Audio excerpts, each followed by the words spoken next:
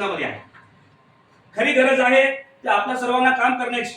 कारण सध्या जर आपण या महाराष्ट्र देशामध्ये पाहिलं पूर्ण व्यवस्था फार बिघडलेली आहे.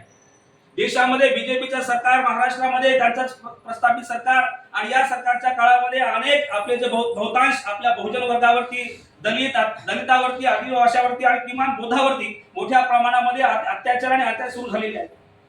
आणि खऱ्या अर्थाने हे सर्व मोडीत काढण्यासाठी एका संघटनाची गरज असते. आणि त्याच पद्धतीने रिपब्लिकन सेना सन्माननीय नेते आढळराव आंबेडकर साहेबांच्या नेतृत्वामध्ये या महाराष्ट्रामध्ये अतिशय ताकदीने या ठिकाणी काम करत आहे. आणि म्हणून तुम्हा सर्वांना या ठिकाणी ताकदीने काम करायचं आहे. आज आपले जिल्हाध्यक्षांची निवड झाली असेल, त्यांची कार्यकारिणी जेव्हा गठीत होईल किंवा व्यापक स्वरूपाची कार्यकारिणी झाल्यानंतर या वाशिम मधले जेवढे तालुके असतील या तालुक्यामध्ये मोठ्या प्रमाणात संघटन उभं राहील तर निश्चितपणे या वाशिम जिल्ह्यातून एक चांगला राजकीय सामाजिक आउटपुट आपण देखील काढू शकतो. यासाठी आपल्याला अत्यंत काम करणं गरजेचं आहे. खरं तर आपण पाहिलं असेल, लोकसभेच्या पूर्वीपासूनच आपण पाहिलं या बीजेपी सरकारमध्ये अनेक लोक बोलत होते की आम्हाला संविधान बदलायचं आहे. संविधान बदलण्याची भाषा केली. पुढे जाऊन त्यांनी दिल्लीच्या जंतर मंतरवरती संविधानाच्या प्रती जाळण्याचं काम केलं. बीजेपीच्या मंत्र्याने जाहीरपणे हेगडेंनी सांगितले की आम्हाला संविधान बदलायचं आहे. आणि या सर्व संविधानाच्या विरोधात जेव्हा भूमिका जात होत्या तेव्हा प्रथमतः या महाराष्ट्रामध्ये संविधानाच्या फेवरेबल एक आंबेडकरवादी पक्ष म्हणून पहिल्यांदा जर कोणता पक्ष पुढे आला असेल तर ते एकमेव पक्ष आहे रिपब्लिकन सेना. त्यांचे नेते आनंदराव आंबेडकर साहेब आणि महाराष्ट्राचे प्रमुख काकासाहेब खांबाळकर.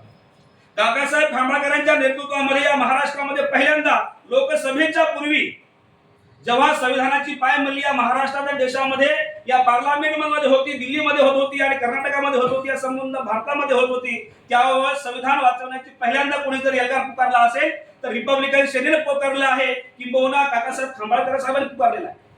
आणि नंतर मग जेव्हा त्या गोष्ट लक्षात येत होती की संविधान हा मुद्दा अतिशय महत्वाचा आहे आणि संविधानाच्या मुद्द्यावर आपण खऱ्या अर्थाने लोकशाही मार्गाने जिंकू शकतो, जेव्हा ही गोष्ट त्यांच्या लक्षात आली, रिपब्लिकन सेनेने पूर्ण महाराष्ट्रभर, नागपूर पासून ते मुंबई पर्यंत सर्व संविधान बचाव यात्रा काढली. आणि या संविधानाच्या बचाव यात्रेच्या निमित्तानं जेव्हा लोकांना जागा करण्यात आलं की या देशातली लोकशाही सध्या वाचवणं अत्यंत गरजेचं आहे.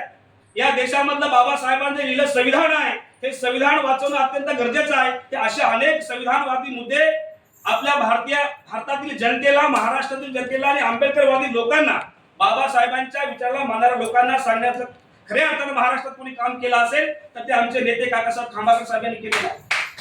आणि म्हणून आमची कॉपी करण्याचं काम या महाराष्ट्रातल्या लोकांनी केलं. मग ते बीजेपीचं सरकार असेल, ते महाविकास आघाडीचा राष्ट्रवादी असेल, काँग्रेस असेल किंवा ठाकरे गट असेल, या लोकांनी जेव्हा कळलं की संविधानाच्या माध्यमातून हा समाज आज रिपब्लिकन सेनेच्या पाठीमागे उभा राहत आहे, किंबहुना संविधानवाद्यांच्या पाठीमागे उभं राहत आहे, मग त्या लोकांनी आमची कॉपी केली. मग ते ठाकरे गट असेल, मग ते काँग्रेस असेल, मग ते शरद पवारांची राष्ट्रवादी असेल, याने आमच्या रिपब्लिकन सेनेची कॉपी केली, आपल्या रिपब्लिकन सेनेची कॉपी केली आणि त्याने मुद्दा घेतला की संविधान धोक्यामध्ये आहे आणि संविधान वाचवण्यासाठी महाविकास आघाडीला मतदान करा. आणि खरं तर आपण संविधान वाचवण्यासाठी सर्व हे यात्रा करत होतो, परंतु त्यांनी आपली जी आखणी होती, आपली जी बांधणी होती, त्यांनी चोरण्याचं काम केलं आणि तोच मुद्दा हेरला. आणि त्यांना माहित होतं की ही आंबेडकरी जनता आहे, ही आंबेडकरी जनता खऱ्या अर्थानं बाबासाहेबांच्या विचारावरती चालणारी आंबेडकरी जनता आहे. ही आंबेडकरी जनता बाबासाहेबांच्या संविधानाला मानणारी आंबेडकरी जनता आहे. आणि म्हणून ते संविधानाचा मुद्दा घेतला, आपला मुद्दा चोरला आणि ते आता लोकशाही म्हणजे किमान सत्तेत तरी नसले गेले, परंतु किमान महाराष्ट्रात सर्वात जास्त खासदार हे महाविकास आघाडीचे आहेत. आणि म्हणून या संविधानाच्या माध्यमातून आपल्या या ठिकाणी पुढे जायचं आहे.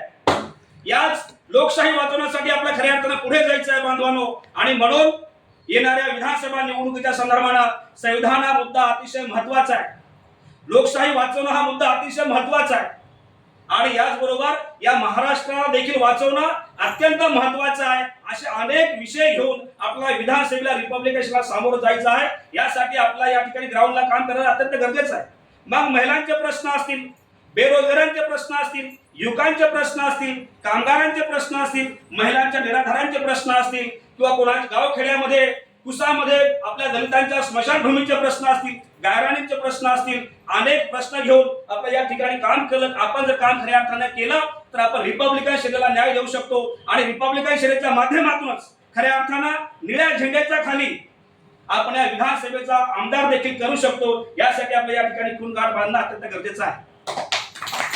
खरं तर बांधवांना आपण पाहिलं असेल की बाबासाहेब आंबेडकरांनी रिपब्लिकन चळवळ गतिमान केली होती. बाबासाहेबांनी रिपब्लिकन संकल्पना मांडली होती की रिपब्लिकन संकल्पना घेऊन या भारतामध्ये आपल्या राज्याकडे जमात बनायचं आहे. पण दुर्दैवाने काळांतराने बाबासाहेबांचा मृत्यू झाल्यापर्यंत या देशामध्ये झालं का? त्याच रिपब्लिकन पार्टी ऑफ इंडियाचे 1772 गट झाले. मग ते खोब्रागडे असतील किंवा अजून ते अनेक गट या ठिकाणी पडले गेले आणि त्या रिपब्लिकन पार्टी ऑफ इंडियाची पूर्ण वाताहत केली. परंतु खऱ्या आज जर आपण पाहिलं रिपब्लिकन पार्टी ऑफ इंडिया कुठे